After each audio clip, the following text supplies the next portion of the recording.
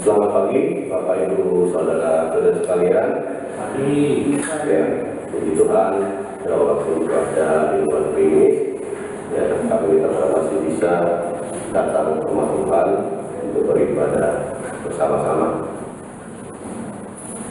Yang kita masuk di dalam pengumuman.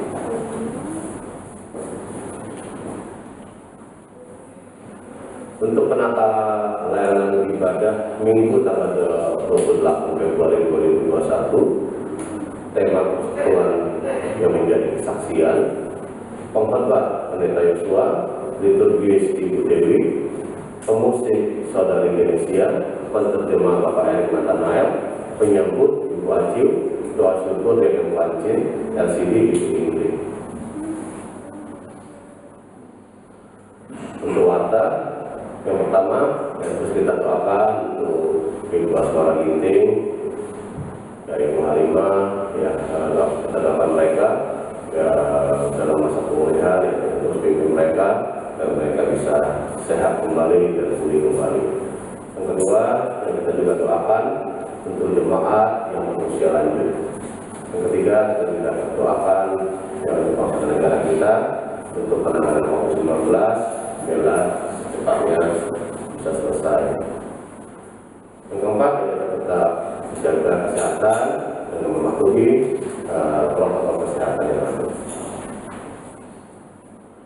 Untuk persembahan minggu yang lalu tanggal 14 Februari 2021, ya jumlah kehadiran di kebaktian umum 29 orang, jumlah persembahannya 854.000, ya perpuluhan CNN 450.000, SCBLT 130.000, ya persembahyan syukur PLM 2 juta.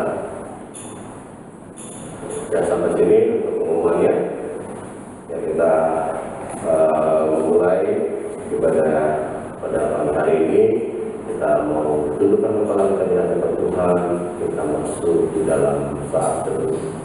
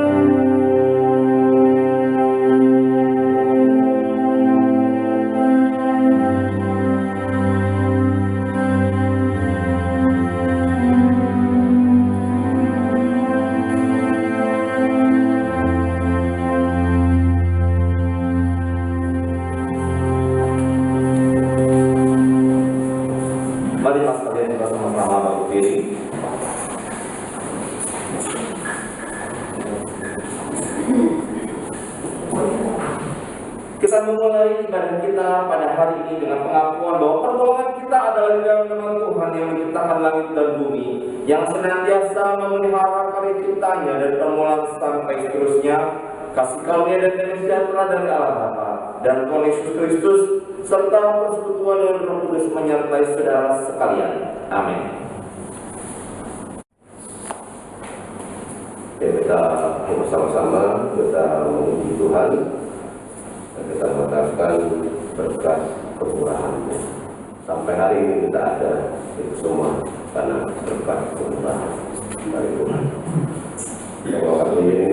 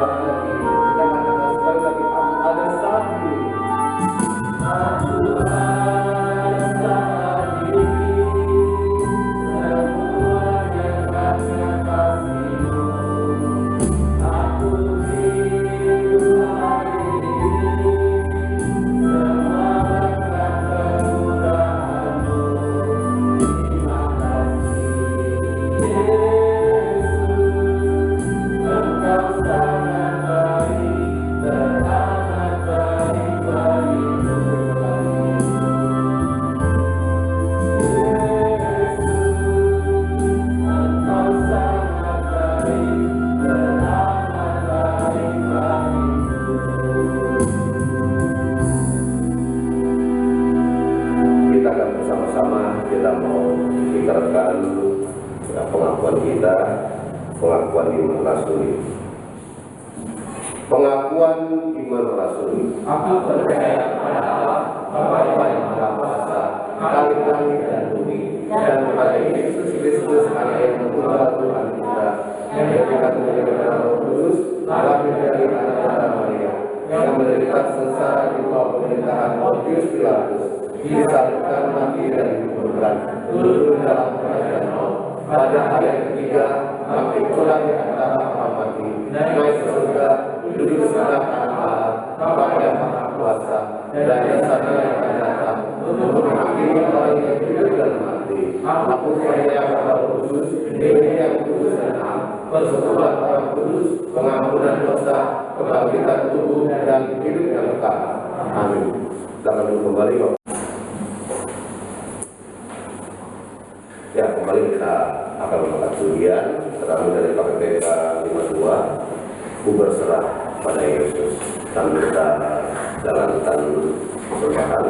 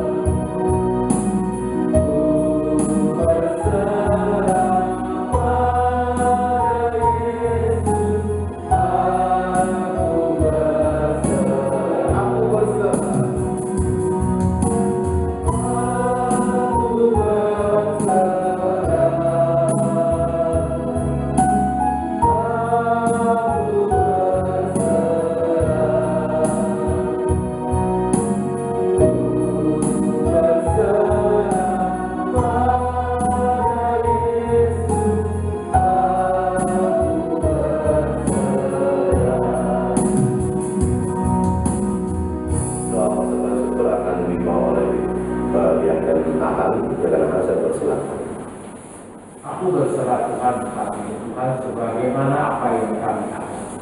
Kami adalah Tuhan, hidup kami bukan diri kami, tapi kita hidup pemilihan kami. Kami bersyukur untuk semua kebaikan yang Kau berikan dari kami dari awal sampai saat ini. Tuhan, kami tetap diberikan kesehatan, kami tetap berjalan dalam satu ucapan syukur Tuhan kita dalam Kau Tuhan. Tuhan telah kuatkan dari waktu ke waktu yang kami melihat banyak bencana, banyak hal terjadi, banyak kondisi yang tidak memungkinkan kami bisa berjalan dengan normal pada saat ini Tuhan. Kami tahu Tuhan banyak di antara kami yang mungkin merasa susah, merasa sedih, merasa kecewa Tuhan. Tuhan, Kau balut kami, tolong kami supaya kami tetap menjadi kuat dan menjadi berkat dimanapun kami berada Tuhan. Saat ini kami bersyukur untuk semua yang boleh kami lakukan, terlihat sedikit yang boleh kami bisa. Biar Tuhan pakai boleh berdoa pekerjaan tempat ini. Kami bersyukur semua persembahan yang kami berdoa hanya dalam nama Tuhan Yesus Kristus. Amin. Ya, sudah kembali. Maka kemudian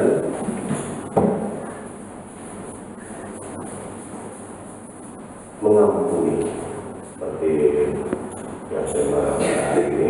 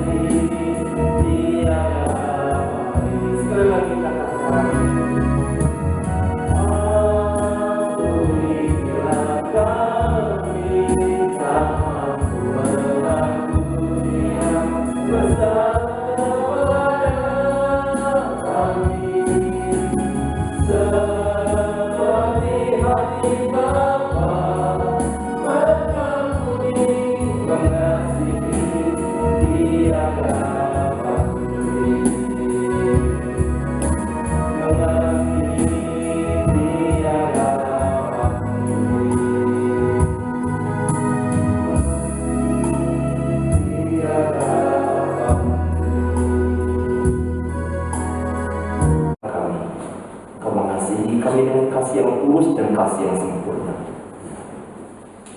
Dan bukti kasih-Mu yang terbesar kepada kami adalah bahwa Engkau mau berinisiatif memulihkan relasi dengan kami. Karena sesungguhnya kamilah Tuhan yang seringkali menyakiti hati Engkau. Kamilah Tuhan yang seringkali banyak berbuat dosa, melanggar setiap hal yang Engkau perintahkan kepada kami. Sewajarnya Engkau cuek kepada kami. Sewajarnya Tuhan Engkau tidak peduli lagi kepada kami. Sepantasnya Tuhan bahwa Engkau marah, Engkau murka kepada kami. Tapi karena kasih-Mu yang besar dan berlimpah itu Bapa, Engkau berinisiatif menghampiri kami, datang kepada kami, mengatakan kepada kami bahwa Engkau mau berdamai dengan kami. Siapakah kami Tuhan? Kami hanyalah debu, kami makhluk celaka. Tapi Engkau mengasihi kami. Pagi hari Tuhan, kami mau sekali lagi dijamah oleh Engkau melalui firman. Tolonglah kami, mampukanlah kami mencerna, menikmati, dan meresponi kasih besar Tuhan lewat firman Tuhan pada pagi hari ini. Makasih Bapa di dalam surga, kami bersyukur kepada Tuhan atas segala kebaikan dan segala kemurahan Tuhan kepada kami. Dalam nama-Mu Tuhan Yesus Kristus kami bersyukur dan kami berdoa. Amin. Kita pada pagi hari saya mengajak penerima sekalian, kita membuka satu bagian firman Tuhan yang diambil dari Efesus pasal yang keempat.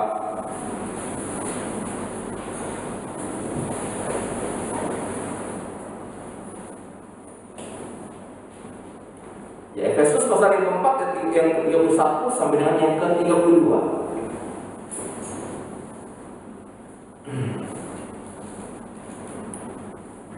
Firman Tuhan berkata demikian, segala kepahitan, kegeraman, kemarahan, pertikaian dan fitnah hendaklah dibuang dari antara kamu. Demikian pula segala kejahatan. Tetapi hendaklah kemurahan seorang terhadap yang lain, penuh kasih mesra dan saling mengampuni, sebagaimana Allah di dalam Kristus telah mengampuni kamu. Bapak Ibu saudara kasih Tuhan, ya di sekitar kita tuh banyak rumah makan. Ya, saya nggak di-endorse, tapi saya harus menyebutkan mereknya, gitu ya. KFC, McDonald, AW, gitu ya. Kemudian Burger King dan lain sebagainya. Kira-kira apa sih yang menjadi ciri khas daripada rumah makan ini? Fast food, gitu ya. Siap saji, cepat saji, gitu ya.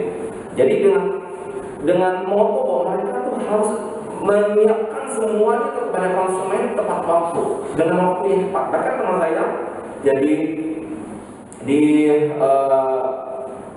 Singapura mengatakan begini, kalau kita diberikan waktu estimasi 2 menit, kalau lebih dari 2 menit mereka melayani kita akan dalam dispensasi. Ya, dispensasi katakanlah kentang goreng kah atau es krim yang gratis, gitu ya. Kalau saya bilang sebenarnya nunggu lama karena nunggu itunya ya, dispensasinya. Dan Bapak Ibu kasih Tuhan, semua rumah makan ini mereka punya moto, punya label bahwa mereka fast food, makanan siap saji, cepat saji. Ya kalau mereka melakukan tidak sesuai dengan moto mereka, maka mereka berikan dispensasi kepada konsumen supaya konsumen tidak kecewa. Nah Bapak Ibu kasih Tuhan, datang gereja, ya apa moto gereja? Atau apa ciri khas yang ditampilkan oleh gereja hari ini? Ya, sejak ribuan tahun yang lalu sampai hari ini, gereja terus memberitakan tentang kasih. Gereja terus memberitakan tentang sebuah pengampunan, tentang sebuah penerimaan. Siapapun kita, apapun latar belakang kita, kondisi hidup kita, gereja memberitakan tentang kasih.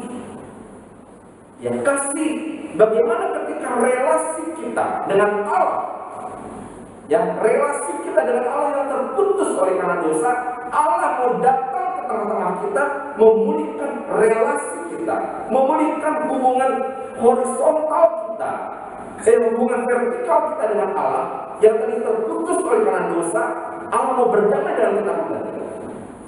Dan bukan cuma vertikal, Allah mau kita pun dengan secara horizontal kita memiliki relasi yang dimulihkan. Nah, Bapak Ibu yang kasih Tuhan, inilah tantangan yang terbesar. Inilah tantangan terbesar. Hubungan vertikal kita dengan Allah sudah berdamai, sudah selesai. Allah mengasihi kita siapapun kita. Allah mau datang menghampiri kita, merendahkan hatinya, merendahkan dirinya. Hei manusia, kamu tuh terjahat, kamu tuh berdosa, kamu tuh mengecewakan aku. Tapi aku mau datang kepadamu. Baik, betapa rendah hatinya Allah. Mau datang loh, menundukkan dirinya. Dia yang tinggi, dia yang mulia, dia yang agung, dia yang tidak boleh terjamah oleh karena dosa. Tapi dia mau datang menghampiri saudara dan saya, mengatakan kepada kita, aku mau berdamai dengan kamu. Yesus Kristus menjadi sebuah batu penjuru buat kita untuk mengenal Allah yang mengasihi, yang mau datang ke tengah-tengah dunia, mengatakan kepada saudara dan saya, aku mau berdamai dengan kamu, aku mengasihi kamu, aku mengampuni.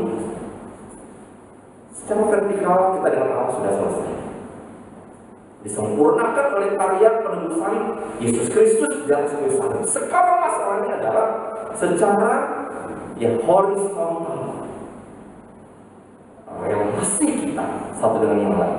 Bapak Ibu, pertemuan terbesar gereja-gereja Tuhan adalah ketika hubungan horizontal bersama-sama dengan jemaat, bagaimana situasi dan kondisi yang ada bisa kita hidupi di dalam firman Tuhan. Baru-baru ini saya tahu ada satu gereja yang sangat besar di Jakarta. Dan karena satu kondisi dan lain hal, ya hamba Tuhan akhirnya memutuskan untuk resign, untuk keluar. Hamba Tuhan resign dari sebuah pelayanan itu hal yang biasa. Itu hal yang biasa. Gitu ya. Itu hal yang sangat-sangat biasa.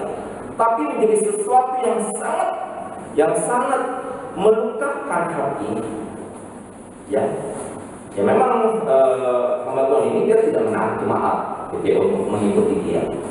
Tapi ketika dia keluar dari pelayanan tersebut, sepertiga jemaat yang dia layani ya memutuskan untuk keluar.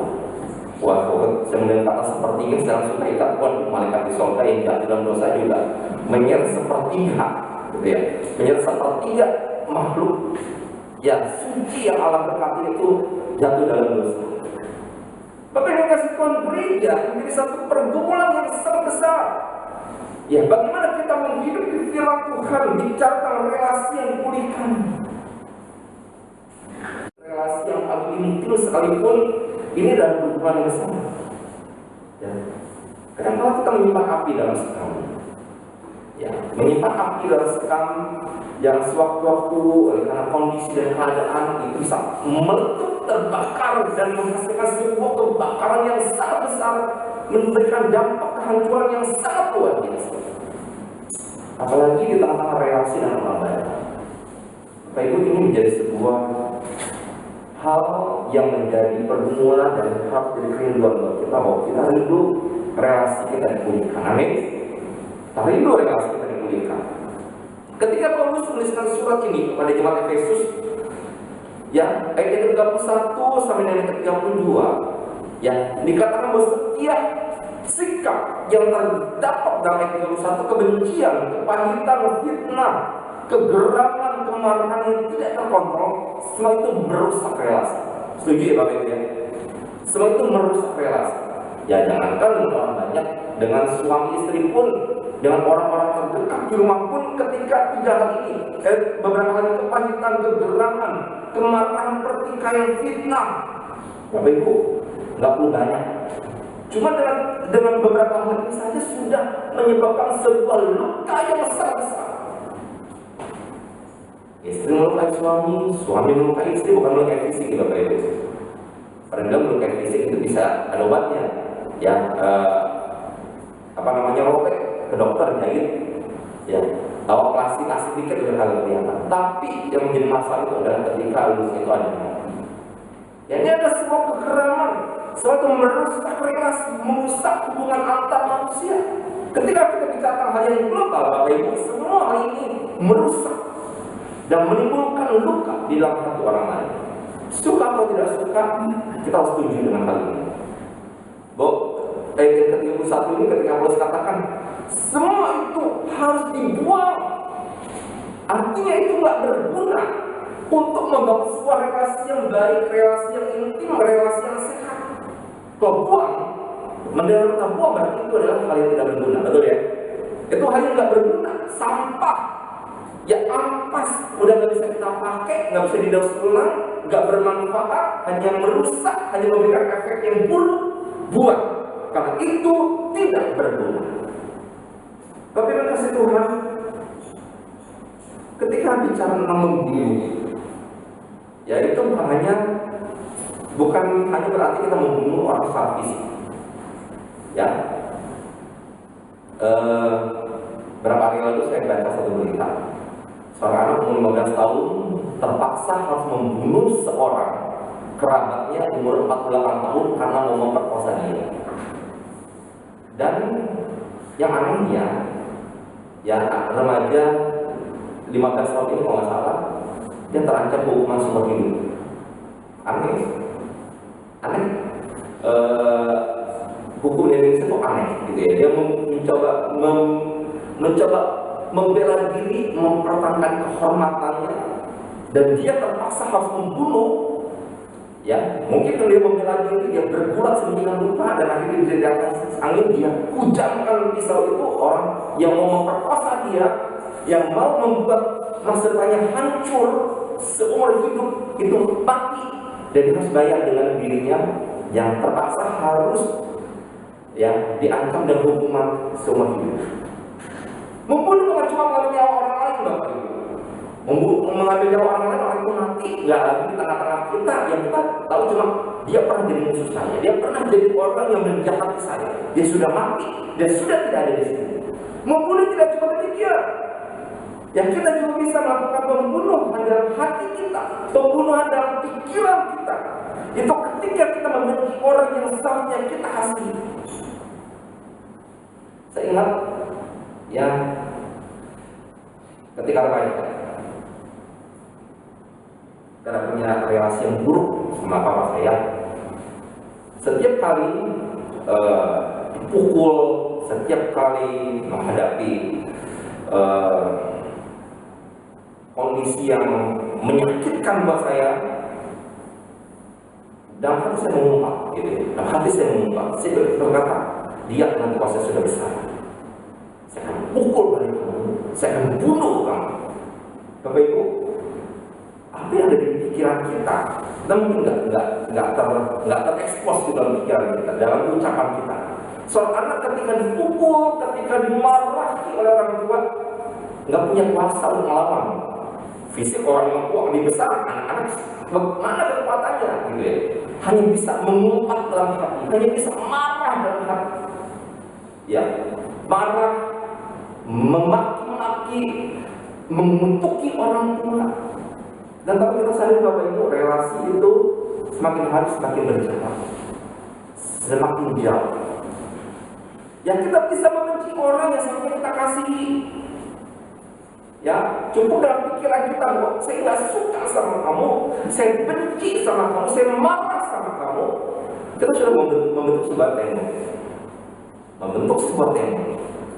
Makanya dalam sebuah keluarga itu kompleks, gitu ya. Saya percaya nggak ada satupun orang tua yang nggak sayang sama anak. Tapi ekspresi kasih orang tua kepada anak itu seringkali berbeda. Oh, jangan orang tua yang kolot, orang tua nggak ada yang namanya peluk anak, nggak ada yang itu namanya bercengkrama secara relasi dengan anak. Kamu tuh punya masalah apa? Apa yang bisa dibantu sama papi, sama mami buat kamu? Nggak ada Bapak Ibu. Ya orang tua zaman dulu cuma tahu saya punya anak itu kamu, gitu ya. Kamu saya kasih makan, saya kasih sekolah, saya kasih rumah, kasih pakaian yang membutuhkan, udah itu anak saya. Ya hanya hubungan relasi biologis, itu anak saya, itu orang tua saya. Tapi hari ini kita kan nggak cuma demikian, Bapak Ibu. Kalau hari ini cuma bicara tentang anak biologis dan orang tua biologis, di panti asuhan banyak anak-anak yang terlantar yang dibuang, yang nggak peduliin sama orang tua. Berapa banyak orang-orang dewasa di luar sana yang tahu bahwa dia punya anak di luar nikah, dia punya anak yang tidak dia perhatikan, dia punya anak yang tidak dia kasihi. Hanya relasi bahwa saya bisa punya anak, atau seorang anak mengatakan saya punya orang tua. Tapi hari ini yang dikatakan bahwa kita nggak bisa demikian. Kita harus punya sebuah relasi yang intim dengan anak kita. Bagaimana kita memutuskan sebuah relasi yang tidak sehat dalam sebuah keluarga? Itu dimulai dari kita, Bapak. Dimulai dari kita. Mulai buka pikiran kita. Cara orang tua saya zaman dulu untuk membesarkan tidak ada udah nggak relevan, udah nggak bisa. Anak zaman dulu bisa dipukul, anak zaman dulu bisa dicaci maki, anak zaman dulu bisa dicuekin. Anak sekarang semakin dicuekin, semakin dipukul, semakin jauh. Dan akhirnya kita yang nanti akan menangis. Bapak Ibu kasih tahu kita jujur di depan Tuhan bahwa kita mungkin melakukan pembunuhan setiap hari di dalam hati kita. Pada saat kita begitu benci, Bapak Ibu, kita mulai mematikan relasi-relasi yang sehat itu di dalam hati kita. Sebab kita membunuh orang itu pelan-pelan. Orang itu tidak ada, orang itu tidak penting, orang itu tidak berdampak dalam hidup itu. Bapak Ibu kasih Tuhan, kita diajak oleh Tuhan untuk memulihkan relasi di dalam kehidupan kita. Ya, ketika Paulus katakan, buanglah semua itu dari antara kamu.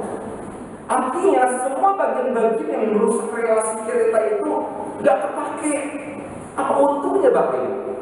Apa untungnya kita memelihara kedengkian, yang kepahitan, kegeraman, kemarahan, pertikaian di dalam hati? Apa gunanya?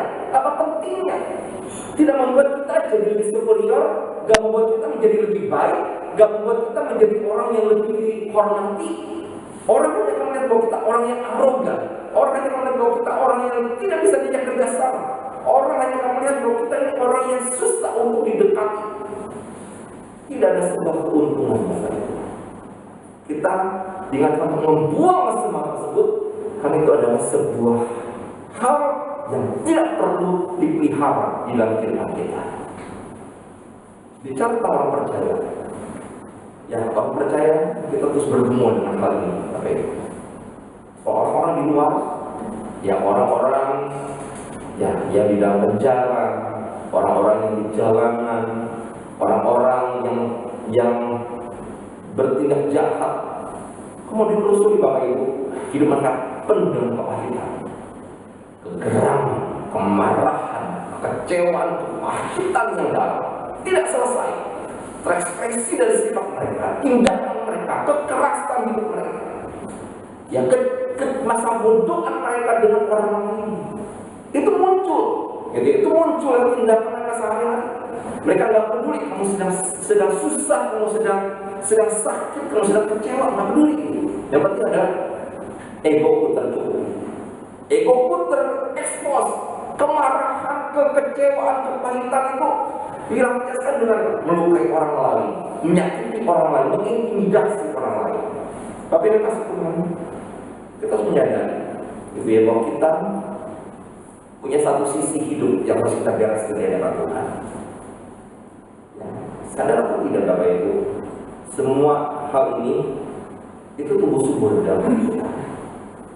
Tumbuh subur dalam hati kita. Siapapun kita Bapak Ibu, kita enggak kebal. Kita dalam kondisi dan keadaan yang seringkali begitu susah karena hal-hal ini. Ya, susahnya kita itu bukan karena kita nggak punya duit, bukan karena kita mungkin kurang makan enak, bukan demikian susah kita. Susah kita seringkali itu dari psikis kita, yang dari perasaan kita merasa takut, kita merasa geram, marah, kecewa, terluka. Itu yang membuat kita susah. Ya, itu yang membuat kita susah. Bapak Ibu kasih Tuhan, jangan kita memelihara kebencian, dendam, kepahitan, jangan kita pelihara dalam kehidupan kita, termasuk di dalam kehidupan bergereja. Kehidupan bergereja itu adalah sebuah kesaksian. Ya, berapa minggu lalu ada seorang bapak sharing dengan saya. Dia adalah seorang jemaat biasa, tapi dia punya hati yang besar untuk pelayanan, gitu ya. Dia punya hati yang besar untuk pelayanan. Dia sangat suka pelayanan. Tapi ada dalam satu kondisi dia katakan sangat kecewa, gitu ya, dalam ingin di gereja. Karena dalam satu waktu dia hadir dalam sebuah rapat, gitu ya, dalam sebuah rapat dia katakan sangat mengerikan di dalam rapat. Ya, saling lempar kursi, saling caci maki di dalam gereja loh, katanya. Ya, saling tunjuk-tunjuk. Rasanya ketika orang itu bicara tentang pasir atas mimbar itu udah habis semua, udah nggak berbekas, saya nggak kenal orang itu. Sehingga dia katakan bahwa lebih baik menjadi jemaat biasa daripada menjadi pelayan ini. Lebih baik menjadi orang yang apa adanya dari Tuhan. Karena kehidupan bergereja dipenuhi dengan sebuah kemunafikan, Bapak Ibu. Ketika dia bicara tentang sebuah kemunafikan, saya sangat tertegur, gitu. Saya sangat terpukul. Gitu. Ini orang yang punya potensi yang besar untuk pelayanan. Dia punya hati yang besar untuk pelayanan. Tulus, sederhana, dia tuh gak neko-neko, gitu ya. Pokoknya kalau dia bisa, dia kerjakan. Kalau dia nggak bisa, jangan belajar. Dia punya hati yang besar untuk sebuah pelayanan. Tapi begitu kecewa ketika dia menyaksikan bahwa ternyata di gereja kita masih bergumul untuk relasi yang perlu dipulihkan. Tapi yang kasih Tuhan untuk mengalahkan kebencian dan dendam dalam hati kita nggak banyak. Ya, nggak banyak hal yang Tuhan minta dalam kehidupan kita. Kita cuma minta satu hal. Berikan pengampunan dalam hidup ini. Berikan pengampunan dalam hidup ini. Bapak Ibu, mengampuni itu adalah seperti kita melukai diri kita. Seperti kita sedang menguliti ego kita. Ya, tadi yang diampuni bila kami tak mampu mengampuni orang yang bersalah kepada kami. Itu sebuah pengakuan yang sangat-sangat tulus. Kita memang nggak mampu, Bapak Ibu, mengampuni. Ya karena itu berhadapan dengan ego kita. Saya nggak salah kok. Saya nggak berbuat kesalahan kok. Saya nggak nyenggol kamu kok. Saya nggak nyuel kamu kok. Kok kamu marah sama saya? Kok kamu tidak suka sama saya? Apa salah saya? Ya, namun dikatakan harus mengampuni, datang dulu sama orang itu. Nggak mungkin menguliti hidup kita, menguliti ego kita, menguliti harga diri kita. Bapak Ibu, ini yang sulit. Punya kata ampuni bila kami nggak mampu mengampuni bersalah kepada kami. Jujur. Tapi bukan berarti kita tidak bisa. Tuhan sudah mengajarkan kepada kita untuk belajar dari Tuhan karena Tuhan memang lembut. Ketika Tuhan saja mau datang kepada kita, siapakah Tuhan? Ya, dia punya segala sesuatu. Dia adalah yang maha kuasa. Dia yang maha hadir. Segala sesuatu dalam dunia dan miliknya. Bahkan kalau Allah pun tidak suka dengan kita, cukup dia hentikan jari, mungkin kita akan binasa. Tapi Allah tidak demikian. Allah tidak demikian. Allah mau memberikan contoh teladan kepada kita. Datang, merendahkan diri dan hatinya mengatakan kita, aku mau berdamai dengan Allah. Dan mungkin Bapak Ibu merasa, itu kan Tuhan, kita bukan Tuhan. Memang kita bukan Tuhan, tapi kita adalah dibentuk sesuatu dengan gambar dan rupa Allah. Apakah Allah punya ego? Allah punya ego, kita pun punya ego. Allah katakan, jangan ada padamu Allah lain untuk disembah. Bukan karena itu ego. Mungkin katakan itu bukan ego. Memang bukan ego. Itu adalah ketika Allah mau tegakkan otoritasnya atas manusia. Jangan ada padamu Allah untuk disembah. Allah sedang menunjukkan otoritasnya buat kita. Apakah kita punya otoritas? Punya. Atas anak-anak kita bisa katakan pokoknya handphone sampai jam 10 malam. Lewat dari jam 10 malam ambil. Apakah itu sebuah otoritas? Otoritas. Di kantor ketika kita katakan pada bawahan kita, pokoknya saya kalau tahu dia terakhir jam 12. Ya jam 12 belum selesai lembur. Mau selesai atau lembur? Kami otoritas untuk sampaikan kepada bawahan kita. Allah punya otoritas dan Allah berikan otoritas itu juga kepada kita. Apakah Allah bisa terluka? Bapak Ibu, kalau kata Allah itu orangnya sensitif, gampang terluka. Betapa Allah pun terluka. Ingat ketika Allah perintahkan ya Musa untuk ke Gunung Sinai. 40 hari, 40 malam Musa di Gunung Sinai bertemu dengan Allah. Apa yang dilakukan orang Israel? Sementara Allah sedang rapat nih sama Musa. Ini susun ADRT buat orang-orang Israel, gitu ya. Supaya mereka tuh terarah, mereka teratur, mereka bisa dikasih oleh Allah dengan tulus. Ini loh cara yang harus dilakukan. Sementara Allah rapat dengan Musa di Gunung Sinai 40 hari, apa yang dilakukan orang Israel? Rame-rame mereka dibawa patungan, kumpulin emas, bikin patung emas. Waduh, Bapak Ibu, betapa marahnya Allah. Betapa marahnya Allah. Apakah Allah bisa sedih? Allah bisa sedih. Yang ketika orang-orang Israel dalam perjalanan meragukan pertolongan Tuhan, kami minta air, kami minta roti, kami minta daging. Dan kemurukan Allah sedih, gitu ya, karena umatnya tidak percaya kepada Dia. Hari ini pun ketika Allah melalui Tuhan Yesus Kristus mencontohkan sebuah teladan kepada kita, mengampuni, ya. Kita nggak sanggup, itu tidak sanggup. Tapi Allah mau kita belajar mengampuni. Nah, ketika kita berhasil untuk mengampuni, ya kita sedang naik satu tangga kehidupan kita. Bapak Ibu kasih tahu, kita seringkali dalam hidup ini itu dibentuk oleh Tuhan itu selalu dengan cara yang sama. Selalu dengan cara yang sama. Kalau kita masih belum selesai mengampuni, Allah akan terus pertemukan dengan orang-orang yang perlu kita ampuni.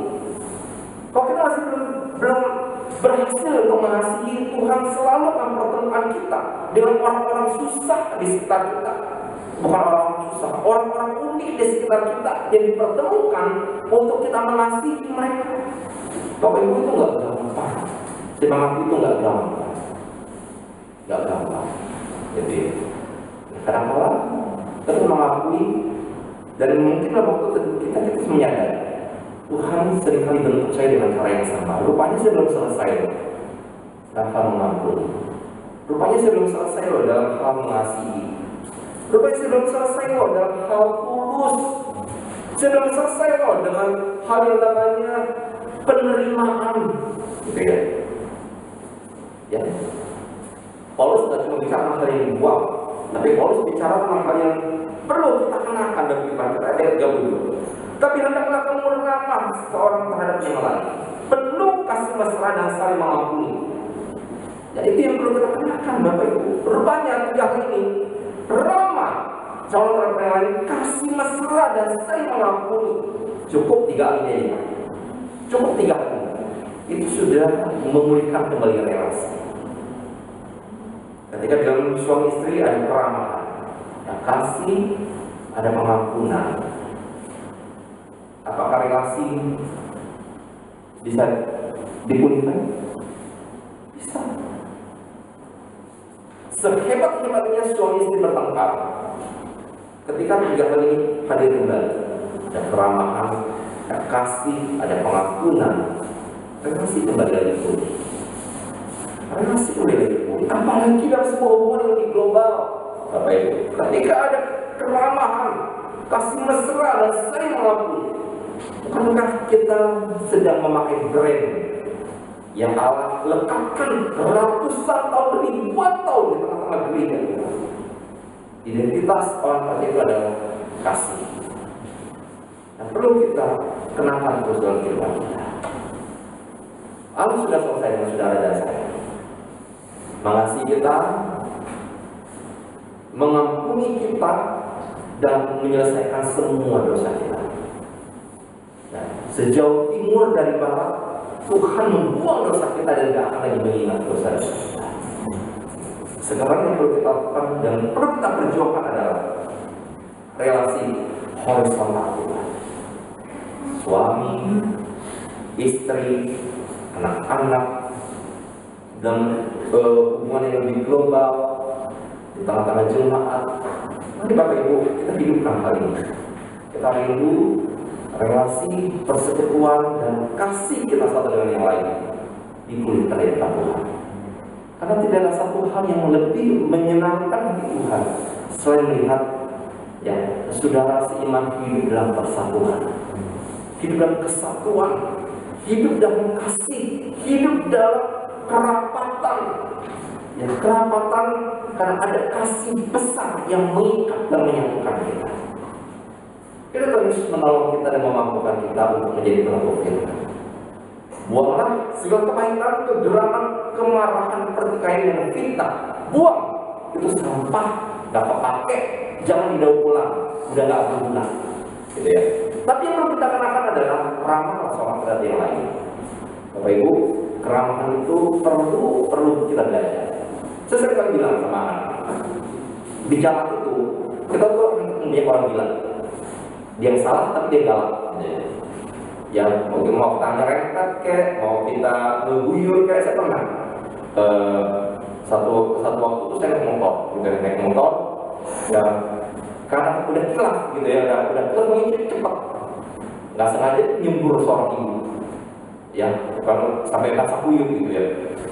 Saya nggak langsung jalan, saya berhenti, saya bilang, Bu, maaf ya Bu, ibu itu tadi udah pasang kanker, tadi udah mau keluar. Ya udah kan, nggak apa-apa. Asal ada perkataan maaf, gitu ya, ada keramahan dalam diri. Di jalan tuh banyak ketemu orang kita, bahkan kadang-kadang kita juga suka bilang. Ya. Kadang-kadang kita juga suka bilang. Kalau udah enak bawa mobil atau bawa kendaraan, kadang-kadang kita nggak bisa memungkiri. Wah, ketika menyadari udah celaka, kita nggak perlu ikut-ikutan garang. Cukup buka pintu, mengatakan, sorry ya Pak.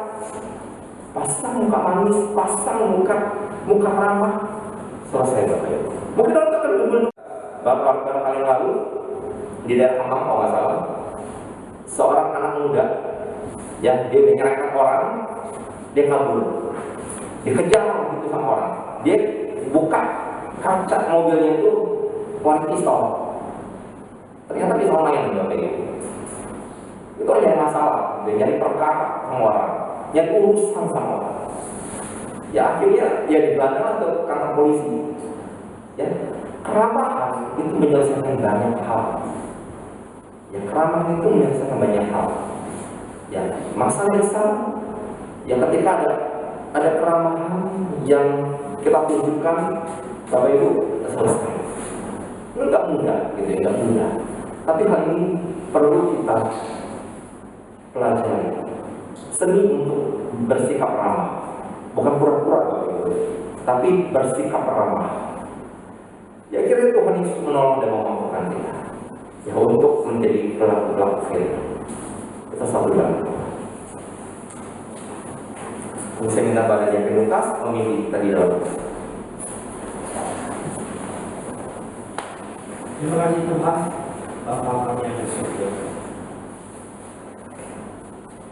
Karena begitu besar kasih Bapa kepada dunia, sehingga sulit sekali Yohanes menggambarkan kasih Allah dan Dia.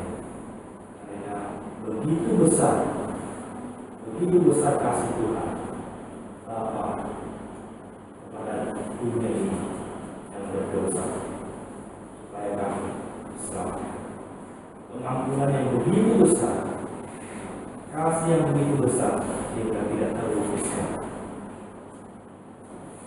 Kami tidak punya alasan lagi Tuhan mengatakan kepada dunia untuk tidak mengampuni orang yang bersalah. Dan Tuhan firman dan melihat kami, dan kami boleh mengerti dan kasih setiap Tuhan yang begitu besar supaya kami sungguh-sungguh bisa mengampuni doa kami semua. Kami boleh menjadi pelita iman dalam menghadapi supaya kami boleh nyata akan kasih setia Tuhan kepada dunia. Terima kasih Bapa untuk firman-Mu dan setiap jemaat percaya Kau mengasihi setiap kami, melindungi setiap kami, memelihara kami, entah bagaimana caranya, apakah itu kesulitan-kesulitan, hubungan-hubungan yang berbeda, percaya Kau punya cara yang terbaik untuk kami. Terima kasih Kau untuk memakai hamba untuk menyatakan firman Tuhan, agar kami boleh mengingatkan dan mendengar firman Tuhan. Terima kasih Bapa. Ucap syukur atas pemeliharaan, puji sembah hanya panjatkan kepada dalam nama Tuhan Yesus. Amin. Amin. Mari Bapak Ibu, mengajak kita melakukan firman Tuhan pada pagi hari ini, kemudian kita mengaku.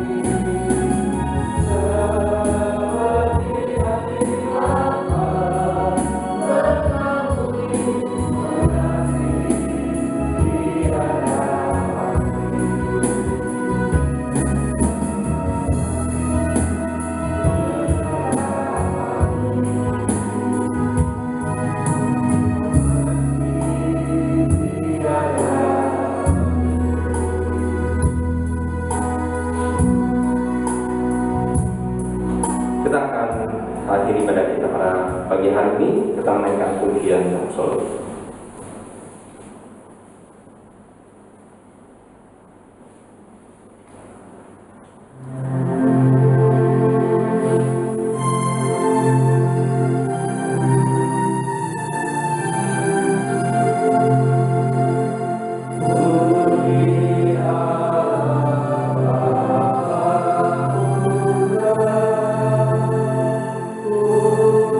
Amin.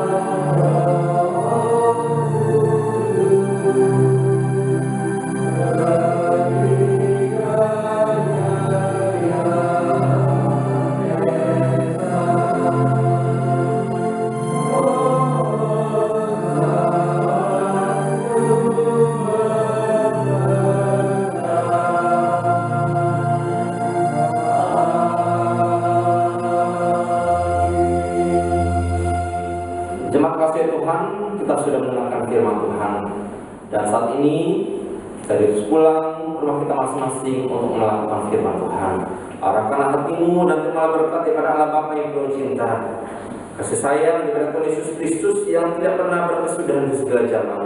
Kekuatan penghiburan persekutuan daripada Roh Kudus akan turun memberkati kehidupanmu, rumah tanggamu, usahamu, pekerjaanmu, kesehatanmu, apapun yang kau kerjakan. Jika ada berkat dan perkenanan Tuhan, akan dibuatnya menjadi berhasil. Haleluya. Amin.